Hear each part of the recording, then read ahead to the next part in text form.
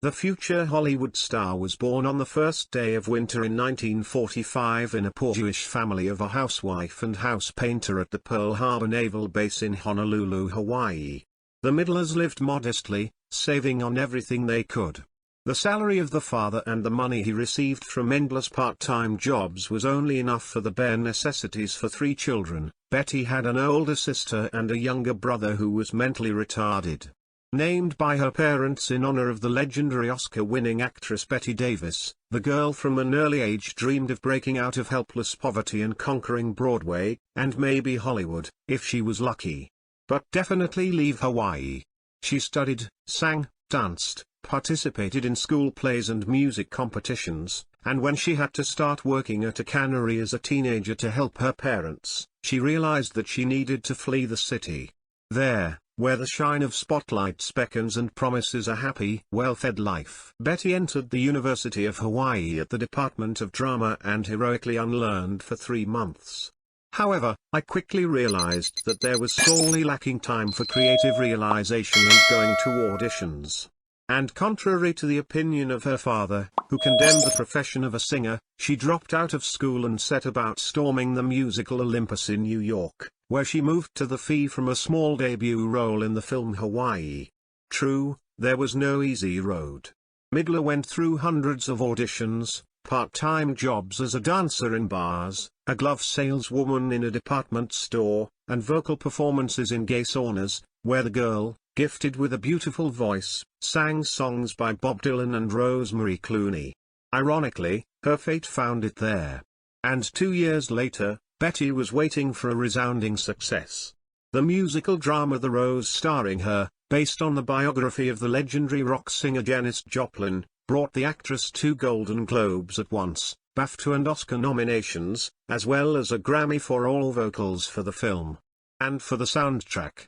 The world seemed to be at her feet. However, her next film, the comedy Jinxed, expected an epic failure, as if she herself had been jinxed.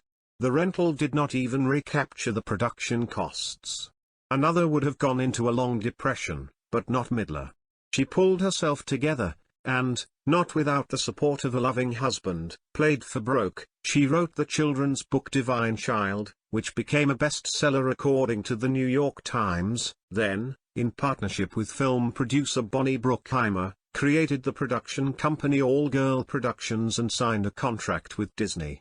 In 1993, the star took the risk of changing roles and played dramatic roles in the films, For Our Boys, Stella and Store scenes, demonstrating that she could handle any role.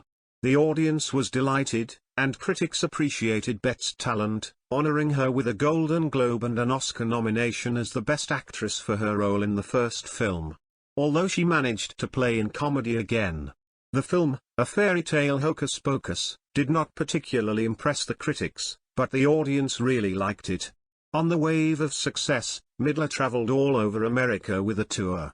And everywhere it was waiting for full houses. In 1997, one of the most successful projects with the participation of the star appeared on the big screens, Hugh Wilson's comedy The First Wives Club with Goldie Hawn, Diane Keaton and Midler in the lead roles. I wonder if Whoopi Goldberg and Barbra Streisand bit their elbows. After all, both actresses recklessly refused the role of Brenda, which Betty performed amazingly. In the 2000s, the celebrity, without slowing down, replenished her filmography with the image of the funny Mona Dearly in the film Drown Mona, the roles of grandmother Diana Decker in the comedy Parental Mayhem and the mother of the protagonist in the dramatic comedy Freak Circus. In addition, the tireless star returned to Broadway, and triumphantly. The audience, missing their favorite, accepted her heroine in the production of Hello, Dolly. With a bang, and another Tony Award was a nice bonus.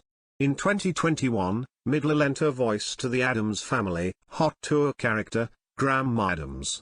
And last year, the actress appeared, to the great delight of fans, in the sequel to Hocus Pocus, Hocus Pocus 2. Aged, but no less delightful than before. The personal life of the star has developed from the first attempt. Without scandals in the press, without painful divorces and unexpected novels. Broker Martin von Hasselberg is her lifelong love, support. In 1986, The couple became the parents of their only daughter, Sophie, who later chose the profession of an actress. Having matured and re-evaluated many things, Midler was able to restore relations with her father, with whom she had not communicated for many years. After all, he never came to terms with her frivolous career. And when her father fell ill with cancer, she did her best to help him. Betty loves New York, which has become her home, and takes care of its prosperity in every possible way. Reviving the city's parks and squares, cleaning up trash from the streets through the organization she created, the New York Recovery Project. The celebrity has not forgotten about her roots. In 2010, together with the legendary Barbra Streisand, she opened the U.S. Museum of Jewish History, so rich in big names and talents.